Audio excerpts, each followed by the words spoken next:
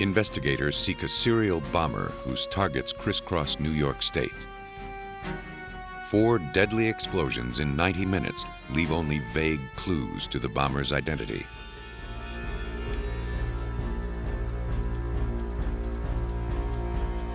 Detectives in Florida rush to the scene of a massive explosion at a lavish estate. Somewhere in the twisted wreckage lie clues that will lead them to the killer.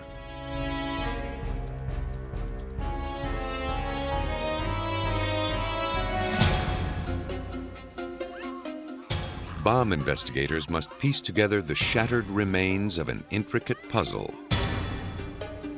Every long and grueling bombing investigation begins with a short fuse.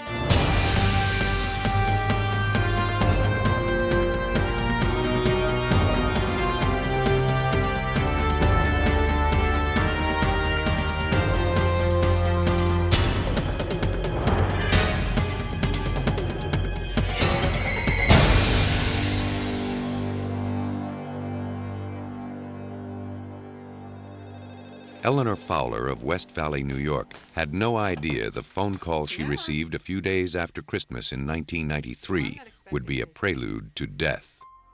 A delivery service asked for directions to her house so they could deliver a package.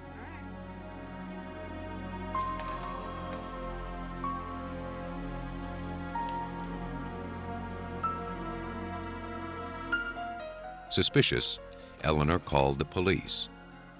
They told her anonymous packages aren't a crime, and there was nothing they could do. Eleanor accepted the box with reluctance.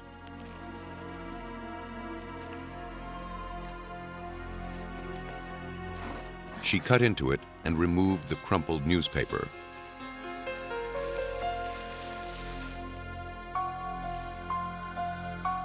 Inside, she found a toolbox. Whoever sent it didn't include a note.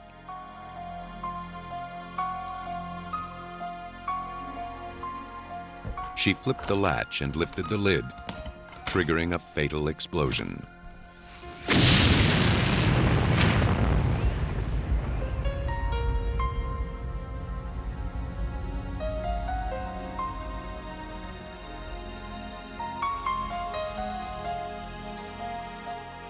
Eleanor Fowler was the first victim in what was to become a statewide serial bombing. 5 more bombs, concealed inside identical toolboxes, were delivered throughout northern and western New York within 90 minutes.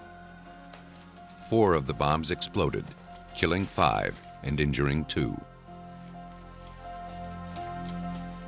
Investigators from 3 New York offices of the Bureau of Alcohol, Tobacco, and Firearms, along with their national response team, followed the trail of explosions to each bomb site. The ATF is the federal agency assigned to investigate bombings.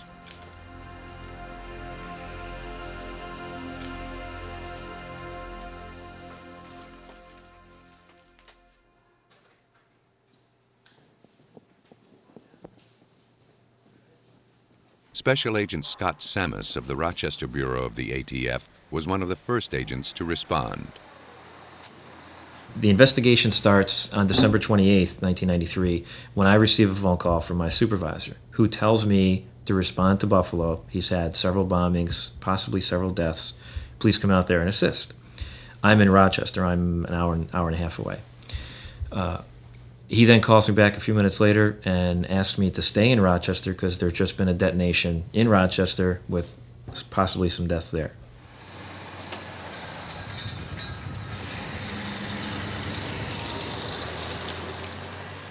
The 4 simultaneous bombings would stretch the limits of the ATF and other law enforcement agencies. At each scene, investigators' first task was to find every piece of evidence, no matter how small, no matter how inconsequential it looked. It was too soon to tell what might point them to the person who sent the deadly packages. Much of the evidence consisted of small fragments coated with explosive residue. To determine what kind of explosive was used, the evidence at each scene was bagged and sent to forensic chemist Doug Klapek. at the ATF laboratories in Rockville, Maryland. Well, in this case, we had to make sure that everything not only was stored separately up in Rochester, but was shipped separately down here. And different people were handling different parts of evidence. Even though things were already in airtight containers, we wanted to make sure that was the case.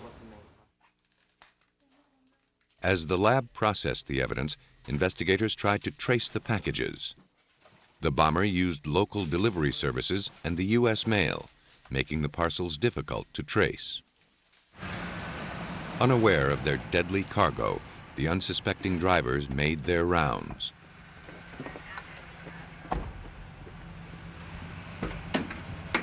The packages, weighing about 16 pounds, looked harmless enough. How could the delivery people know they were laden with death? Not all the bombs reached their targets.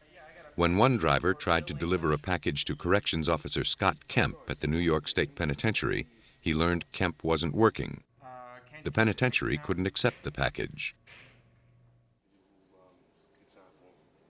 Aggravated at the delay it would cause him to redeliver it another time, he threw the box into the back of his van. Through sheer luck, the bomb didn't detonate.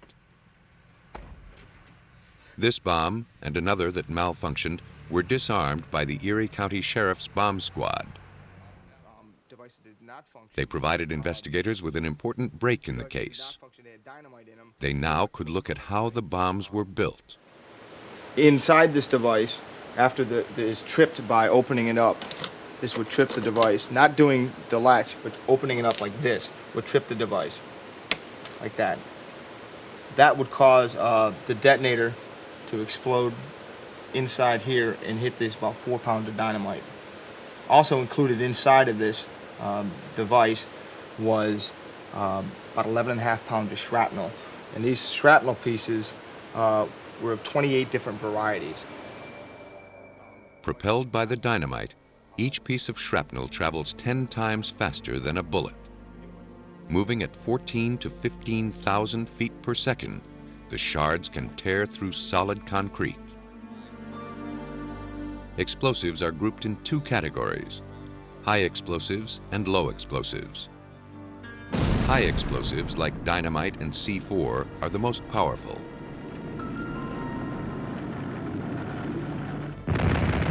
They are used commercially for demolition and excavation and for military applications.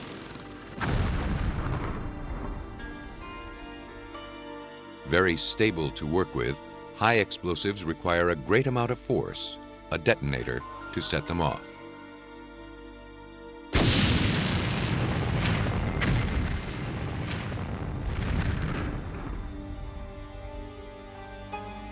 Low explosives include the flash powder used in firecrackers and smokeless powder used in shotgun shells. They're easier to ignite than high explosives and are the explosive of choice for amateur bombers.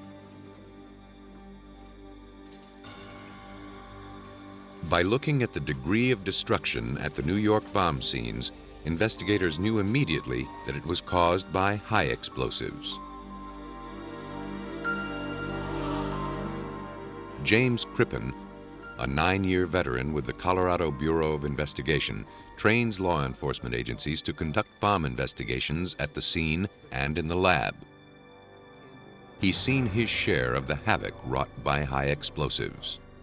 Certainly a pound of C4 is going to do a whole lot more damage than a pound of black powder. You know, a pound of black powder, you know, make a pretty good bomb, but you know, a pound of C4 will, you know, can devastate a building. I mean, you're talking a difference in detonation velocity of anywhere from 1,200 to maybe 1,800 feet per second for black powder to in the neighborhood of 25,000 feet per second for C4. So there's a lot more force involved, a lot more shattering force. But sometimes people can survive a bomb blast, even from a high explosive. Roosevelt Town resident William Lazore was a target of the New York serial bomber, but his suspicion saved his life. When Lazore picked up his package from the post office, the clerk joked that it might be a bomb. Though the clerk was trying to be funny, Lazor was careful enough to open the toolbox with his rake. That added bit of distance and caution saved his life when the bomb exploded. Several hundred miles away in Cheektowaga, Robert Fowler was less fortunate. Eleanor Fowler's husband received his package at work. These pictures were taken from a surveillance camera that captures a still image every few seconds. They count down the final moments in the lives of Robert Fowler and his co-worker, John O'Donnell. Just before the explosion, another co-worker, Jeffrey Camp, offered to open the package with his pocket knife. The blast was so powerful, it threw Fowler some 15 feet down the hallway. Miraculously, Camp survived and can be seen fleeing the scene for help. 6 bombs, 4 explosions, 4 counties in New York State. Each unexploded bomb was nearly identical, packaged in a toolbox and mailed from Buffalo. The bombing shared another element. All the intended victims were related. All the family members are interviewed. There were other family members who were not targeted, who were found and interviewed, and who survived. And everyone was asked, who do you think might have done this? And everybody said, well, Mike Stevens. Maybe he did it. 56-year-old Mike Stevens had a girlfriend named Brenda Shavir. Everyone targeted in the bombing was related to Brenda. The connection might have been a coincidence, except for one more revealing detail. 3 months earlier, the Monroe County Sheriff's bomb squad told Sammis that a restaurant manager near Rochester found more than 100 sticks of dynamite near a dumpster. The code numbers on the dynamite matched the dynamite in the unexploded bombs. Investigators traced the numbers to the Kentucky Powder Company. The firm, housed in a quarry, sold blasting supplies. Employees gave Sammis a description of a man who had purchased 55 pounds of dynamite and 50 blasting caps 4 months earlier. Sammis's investigation revealed this man to be Earl Figley, a close friend of Mike Stevens. Sammis questioned Figley. Presented with all the evidence implicating him, Figley confessed that he and Stevens made the bombs and sent them to Brenda's family. Figley explained Stevens' motivation. Mike wanted to exact revenge on his girlfriend's family for not accepting him. The relationship between the two started becoming strained, and Mike started tapping her phone calls. And just as in any relationship, your own family is going to support you in your relationship with another person. And that's what happened in this case. Things weren't going well. Family members of Brenda would tell her, if it's not working out, why don't you get out of the relationship?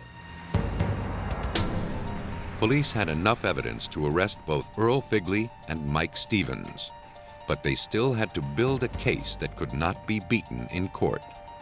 For that, they needed hard evidence to convict Mike Stevens.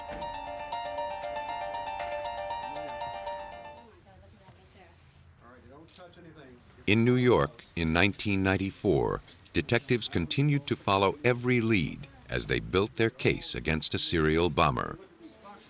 While Mike Stevens and Earl Figley were in jail, the ATF National Response Team searched Figley's hotel room.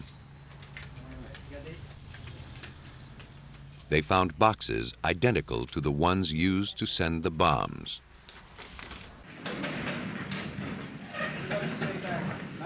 A tip led ATF agents and the Rochester Police Bomb Squad to a cache of evidence in a storage locker Stevens had rented several months earlier. Uh-oh, here we go. Inside the locker, police uncovered dynamite and blasting caps. Got it, Madeline? The explosives provided the ATF and other agencies with the ammunition they needed in their case against Stevens. But the incriminating evidence didn't stop with the explosives. Disguise that Earl Figley wore. They also recovered disguises Figley wore when he purchased equipment and mailed the bombs: a wig, beard, and theatrical makeup. And a beard and a mustache. They also found the books Stevens and Figley studied to learn how to construct the deadly weapons.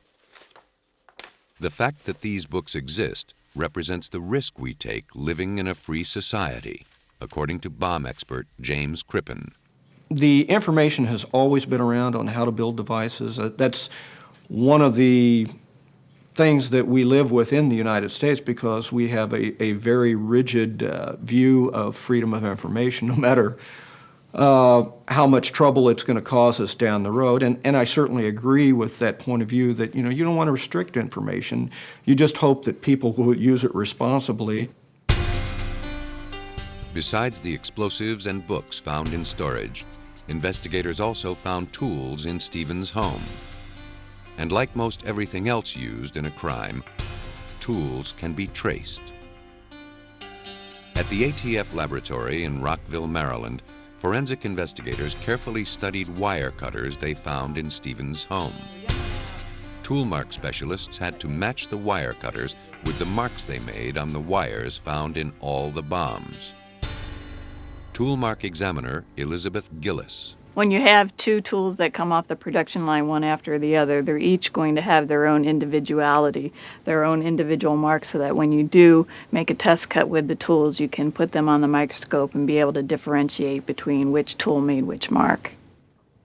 First, Gillis cuts a piece of wire using the cutter she wants to test. The wire is the same type found in the evidence.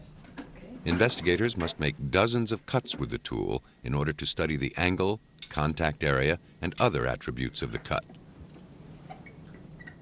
Only then can they match a wire with the tool that cut it. She places the test cut under a microscope, orienting it to the appropriate angle so that she can compare the test cut with the wire found in evidence. She then superimposes the two images to see if the two cut patterns match.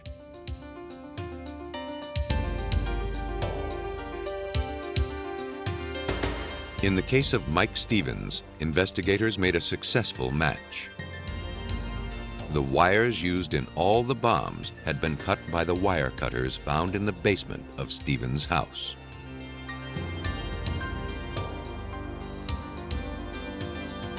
While the books, wires, and tools helped investigators tighten their grip on Mike Stevens, they still wanted one more piece of evidence.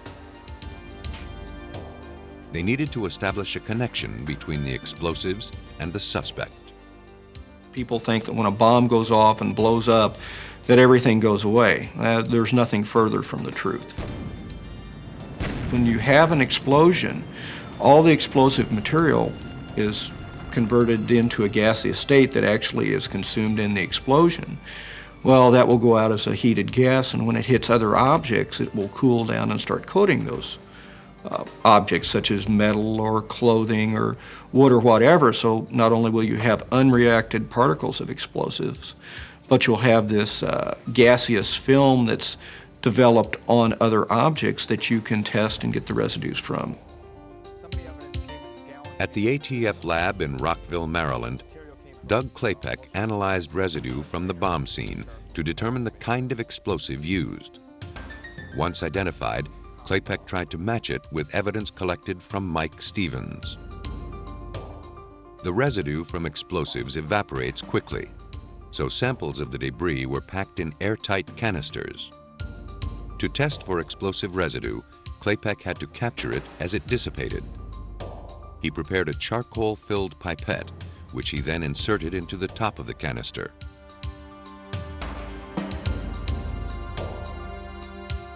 The apparatus was then attached to a vacuum. As the canister was gently heated, air was drawn out through the pipette. The charcoal inside the pipette grabbed the chemical components from the evidence. These chemicals were analyzed to see what explosive they came from. The test confirmed that dynamite was the explosive used in these bombs. Next, Klapek had to prove that Stevens and Figley had recently handled dynamite. If they had, its residue would have remained on their clothes. I found off of Stevens' boots and his clothes ethylene glycol dinitrate, which is only found in dynamite. There's no commercial use other than in dynamite for this material. Investigators had made their case. They had matched Stevens and Figley to explosives and the tools used to make the bombs. Any missing details were sewn together by Earl Figley himself. With this evidence, ATF agents determined that Mike Stevens constructed 6 bombs in the Rochester hotel room with the help of Earl Figley. In fact, to shift blame from himself, Stevens made sure Figley played a significant role in the murders. Mike Stevens was using Earl to do all his dirty work for him. And he was successful, I guess, for a few hours anyway, but not for very long. Stevens' motive was vengeance. He was determined to make Brenda Shavir's family pay for rejecting him. To be certain the bombs were fatal, he loaded each with shrapnel. There is no doubt in my mind that these devices were designed to kill somebody upon opening. They were a strictly booby-trap device addressed to a specific person. In order to make the bombs harder to trace, Stevens stuffed the packages with newspapers from Buffalo, so it would appear the packages were sent from there, not from his home in Rochester. In court, Figley implicated Mike Stevens, then pleaded guilty. He was sentenced to 20 years in prison.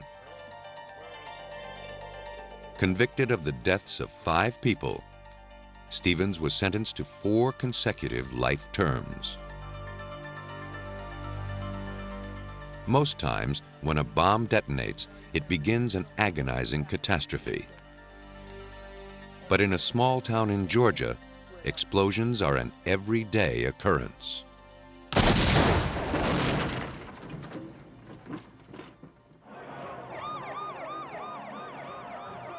Worldwide, the number of bombings is increasing every year. An alcohol, tobacco, and firearms study revealed that from 1990 to 1994, the number of reported bombings nearly doubled in the United States alone. Pete Maston, head of ATF training, has investigated explosions for more than 30 years. Well, the typical bomber is perhaps the ultimate coward. The typical bomber doesn't face, nor do they want to face their opponent. They would much prefer to use whatever subterfuge and cover they can. To make sure these criminals are brought to justice, the ATF brings young investigators and students to this testing ground in Brunswick, Georgia, to teach them how to catch a bomber.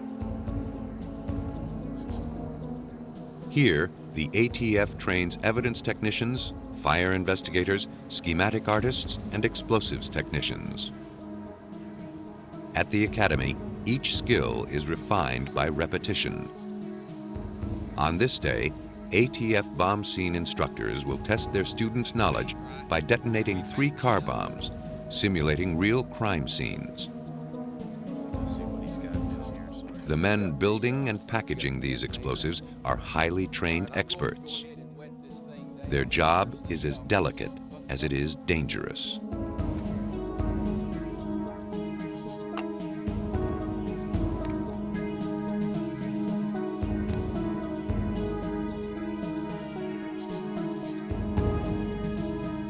One cannot underestimate the power of the explosive materials. That's why, in inexperienced hands, bomb-making information can be a recipe for disaster, as instructor Larry Casey explains. All that information that's available doesn't have proper safety precautions in it, and the learning skills of sequential assembly processes, things that are important to know for safety reasons, are totally missing there. So they're always at great risk to blow themselves up.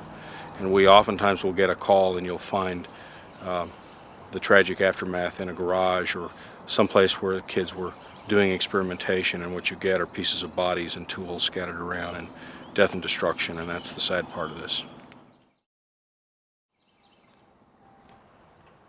Instructors at the academy begin the training session by building pipe bombs. These bombs are not mock-ups, they are real.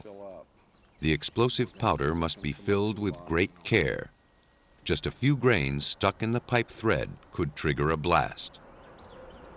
A small spark or even static electricity could ignite the powder.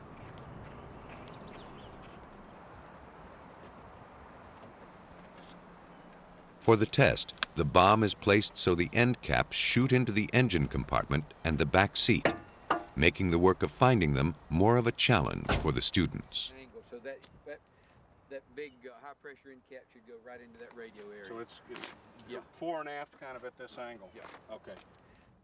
When everyone has cleared the area, it's time for detonation.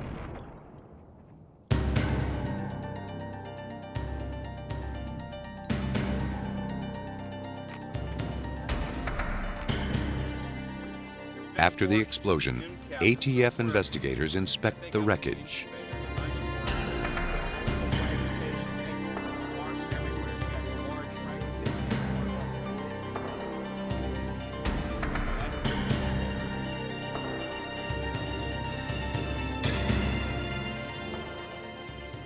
Some of the lighter fragments were propelled hundreds of feet into the woods, creating a huge area to investigate. These fragments provide the students with valuable clues about the makeup of the bomb and where it was placed inside the car. In the field, nothing can be overlooked. Investigators have only one chance to gather evidence. Once the scene is released, it's going to be very difficult, if not impossible in some cases, to come back into that scene or to recreate that scene hours, days, or weeks later. So it's a one-shot opportunity for perfection.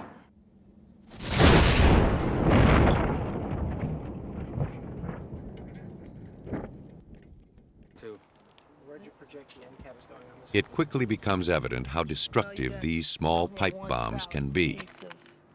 This explosion was so powerful that part of the cardboard carton pierced the car's steel door. It's difficult to tell. Smaller holes. Other fragments sliced through the roof as if it were foil. These holes are larger because the pieces didn't fragment as much.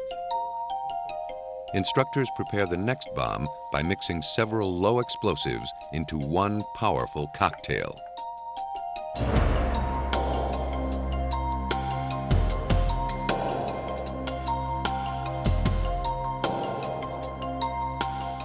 The work is nerve-wracking.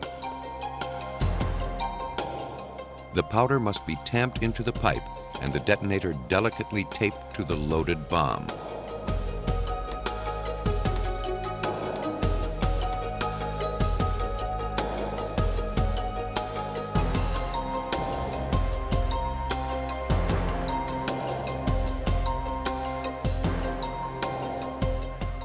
In some cases, the seat cushions are wetted down to prevent fire from destroying evidence the students will need to work with. The final package is ready to detonate.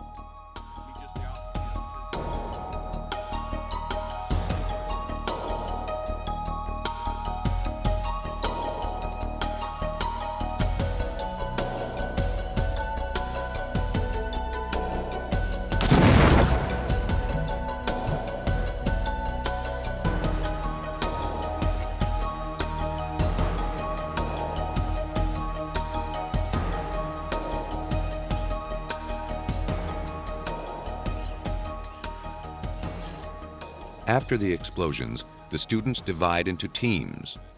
The team leader assigns each person to a task. Charlie, Ray, Rick, Frank, Joe.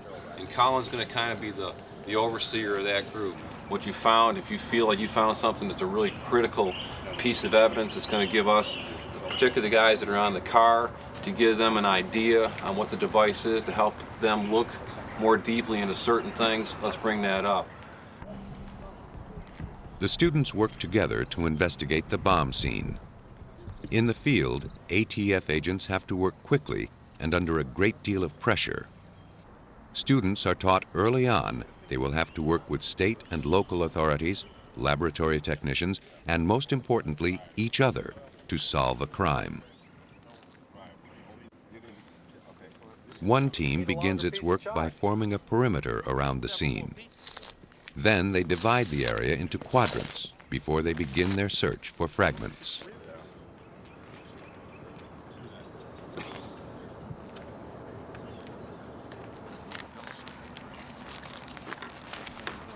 Hey, Jim? Just let him. Colin! Here's your, this looks like the piece of the end cap, right? The students walk along the tarmac, advancing as a team so they don't miss any shard of evidence. Each piece is then identified with a chalk circle or a small orange cone and assigned a number.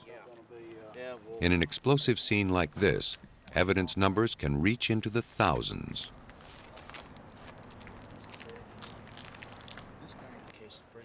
One team member records the identification number and exact location of each piece of evidence.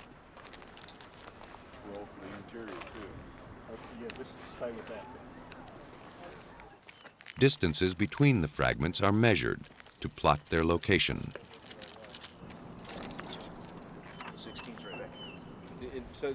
Another team closely inspects the damage inside the car. Their job is to figure out which fragments are part of the car and which may be parts of the bomb. For many of the students, this is the first time they have seen a bomb's devastation up close. It won't be their last. And while the damage to the car looks complete, valuable evidence remains embedded in the wreckage.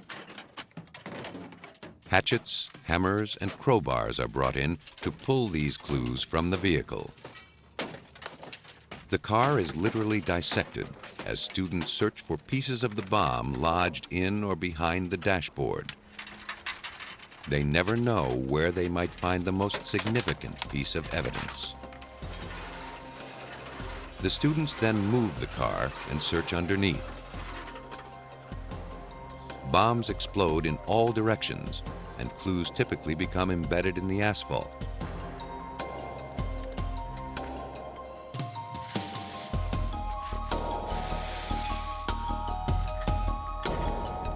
Inspectors then sweep up what remains of the scene.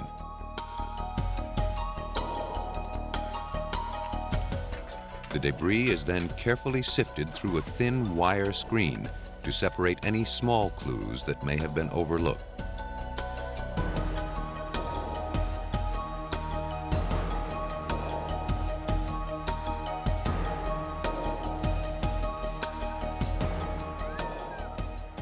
Instructors intensify the pressure and pump up the realism by adding a chaotic element to the bomb scene.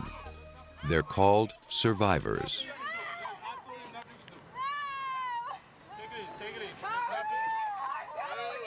Role players portray panicked victims and family members whose loved ones have been killed or injured in the blast. The scenarios are built on actual occurrences. The students must learn to be firm but compassionate in the emotionally charged atmosphere. As the actors rush toward the bombed-out car, they're stopped by students who must be able to comfort them and keep them clear of the investigation. Once the scene is cleared, it is photographed and videotaped. Fragments are then collected and sent to a lab. These thorough investigation methods must be learned if the students ever hope to catch a bomber. You've got to be able to prove your investigation in a court of law. And most of the time, that takes forensic evidence that puts the bomb in the hands of the bomber. In the classroom, they get an anatomy lesson, learning the vital parts of a bomb. Tape, pipe, detonator, and wires are all carefully examined as the students begin to piece together the evidence gathered outside at the bombing scene.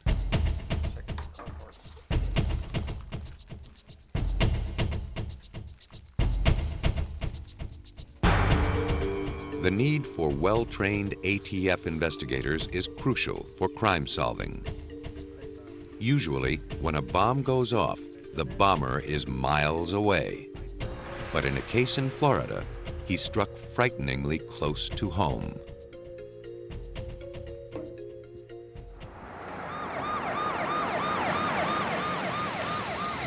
On July 9, 1985, two deafening explosions, seconds apart, rocked a quiet suburban neighborhood in Naples, Florida.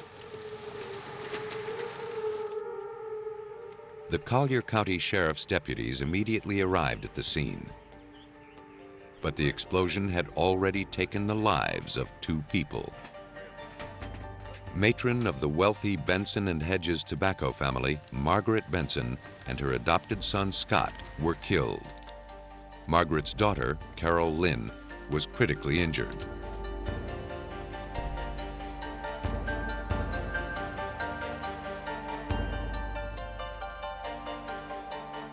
The sheriff's office knew this type of devastation was no accident.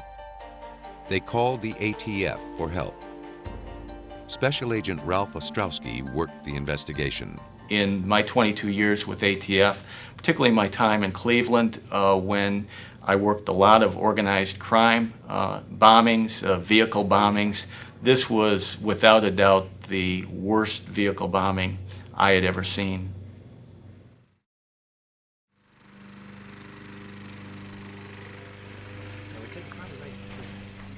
Ostrowski and his team immediately set out to discover what caused the destruction. Debris from the exploded Chevy Suburban was spread for yards around. Oftentimes, especially in a bombing of this magnitude, debris can be spread hundreds of feet, well beyond what you think it would be. ATF agents worked with police to establish a procedure to conduct the evidence gathering. The agents had done this many times before, and they knew this case was going to take a lot of time to solve.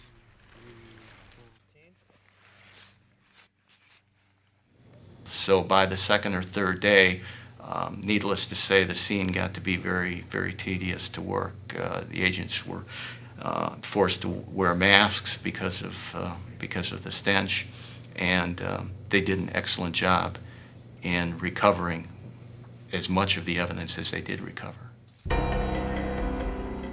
Every fragment was marked.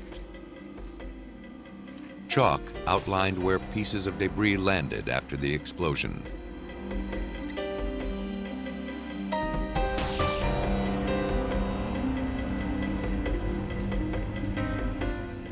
It didn't take long to discover the probable cause of the explosion. They found pieces of large metal pipes that weren't automobile parts. The ATF was confident the vehicle was destroyed by a powerful pipe bomb, but they now had to determine how it was constructed and who planted it. The vehicle was absolutely destroyed. This was a large vehicle, a 1978 Chevy Suburban. The top of it was peeled back with two 27-pound pipe bombs in a contained vehicle. The force of the explosion did a great deal of damage. B6. As the evidence continued to accumulate, agents began questioning witnesses. Like I said, I went ahead and... The first person they spoke with was Stephen Benson, the only family member to escape injury. Escorted them in the car. His mother and his brother had been killed. His sister was fighting for her life in a hospital, yet police reported that Stephen Benson's demeanor was perfectly calm, even upbeat. This raised the suspicions of Collier County Captain Tom Storer. My suspicions were aroused immediately that something is not right in what was going on. It just wasn't consistent with a catastrophic event that had just occurred. Within 24 hours of the explosion, Stephen Benson stopped talking directly with police. All questions filtered through his attorney. Though suspicious about Stephen Benson, investigators had to be careful not to jump to conclusions. So far, they had no solid evidence for or against Benson's involvement. It was too early in the game to launch accusations, and they had no time to waste following a false trail. Okay, we'll be in touch with you. Okay, thank you. We follow the evidence wherever that evidence is going to take us. If we focus on one subject and use all of our resources on that one subject and we happen to be wrong, then we've wasted very valuable time early on in the investigation when it's probably one of the most critical periods. Back at the sheriff's office, investigators began to study all the evidence from the scene, including pieces of electronic circuitry and batteries, elements of a trigger device. They knew that whoever planted the bomb had some expertise in assembling electronics. Ralph Ostrowski and Jack Gant began to study a schematic artist's map of the explosion, giving them a clear look at the epicenter and direction of the blast. The purpose of these sketches that we're looking at here today is to assist the investigator when he testifies in court. He'll be asked by the defense where each piece of these articles were picked up, and he must be able to testify that he picked these articles up in a location around the car. He must be able to provide testimony of what this article is. He must be able to tell the date and time he got it and identify it later that this is the item that he picked up the particular day of the crime. Without that testimony, this evidence cannot be used in court. The schematic shows where every speck of evidence was found after the blast. Their small size and great distance from the car are testament to the tremendous power of the explosion as it tore through the vehicle. Once the maps were drawn and the evidence was collected, the investigation moved north. Fragments gathered at the scene were taken to the ATF laboratory in Atlanta, Georgia. Here, investigators would try to make sense of the twisted wreckage of the vehicle. Forensic chemist Walter Mitchell, a 26-year veteran of the ATF, started with a visual inspection of the fragments. Through the microscope, Mitchell studied the small wafer-like specks clinging to the sample. He tentatively identified the particles as smokeless powder. To confirm he was dealing with smokeless powder, Mitchell had to test it chemically using a process called thin layer chromatography. First, he coated a sheet of glass with an absorbent layer. Then he placed dots of the smokeless powder and his unknown sample on it. The glass was dipped into a tank of solvent.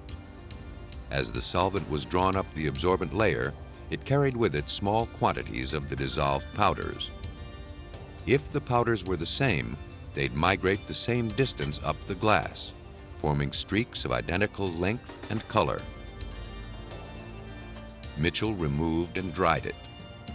Then he put the glass under ultraviolet light to compare the colors of the streaks.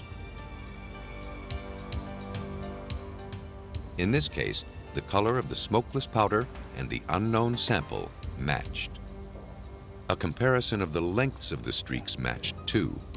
The test confirmed Mitchell's suspicions. Smokeless powder was used to blow up the vehicle in Naples, Florida. But scientists in the laboratory could not find any way to link the bomber to the bomb fragments. That evidence would have to come from somewhere else.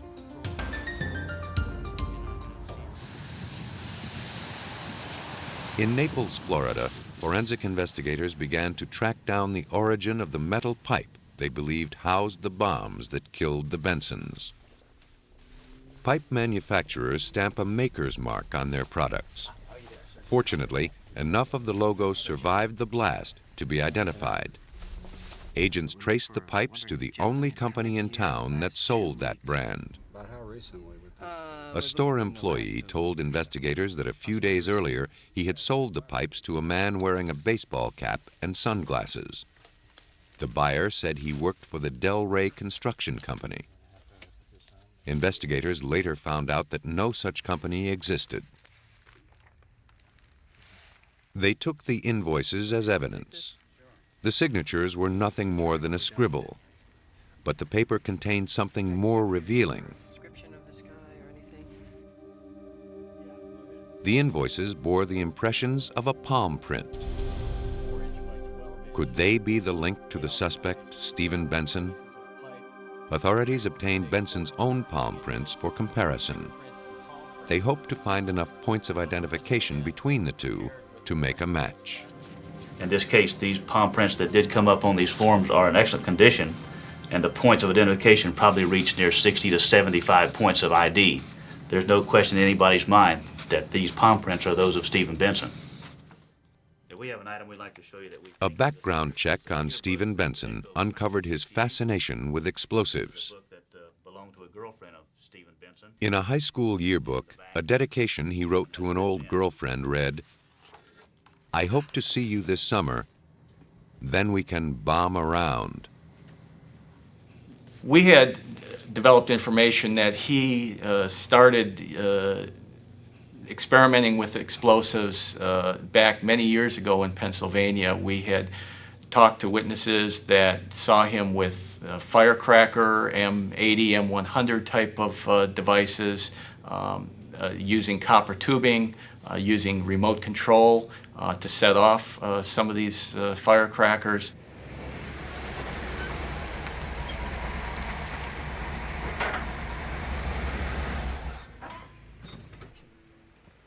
To understand Benson's possible motivation for murder, authorities looked to a financial auditor. The auditor determined that Benson, despite his access to a family fortune, was a terrible businessman. Police discovered that his financial failures were so far-ranging that Stephen started forging checks from his mother's accounts. When Margaret Benson discovered this, she threatened to write Stephen out of her will. Could it be Stephen Benson saw one clear way to get at those millions? Investigators believe Benson used his expertise in electronics to construct the two deadly bombs and the trigger device he used to set them off. On the morning of the bombing, Stephen told everyone he was going to pick up coffee and donuts. But police believe this is when he planted the bombs in the car. Once that was done, all he had to do was trigger the bombs, and a family fortune would be his. Or at least that's what he planned.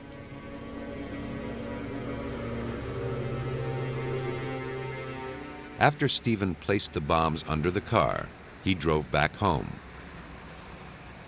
He was gone approximately 45 minutes.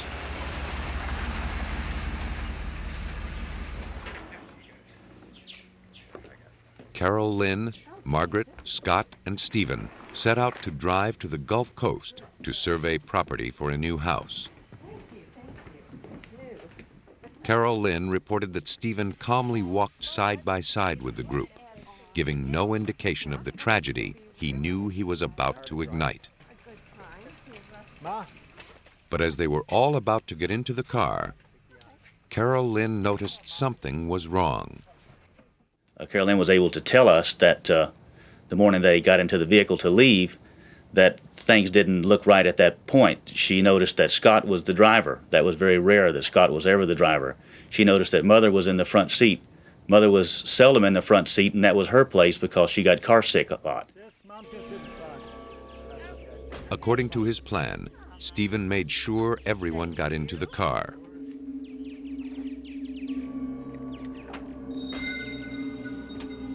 Just before they were about to leave, Stephen excused himself to pick up something he'd forgotten.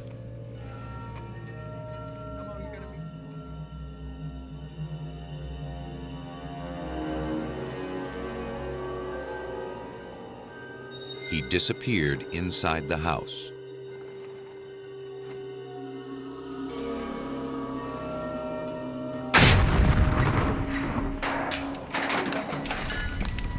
The investigation into the bombings uncovered the evidence needed to arrest and convict Stephen Benson. He was sentenced to life in prison. Bombs are built from common materials by people with an uncommon thirst for vengeance. Easily concealed, utterly devastating, a bomb can detonate anytime, anywhere. It's this simple truth that makes bombing so challenging to investigators and so chilling for the rest of us. But investigators have the advantage. When a bomber does strike, he always leaves his weapon at the scene of the crime. And with it is the residue of his guilt.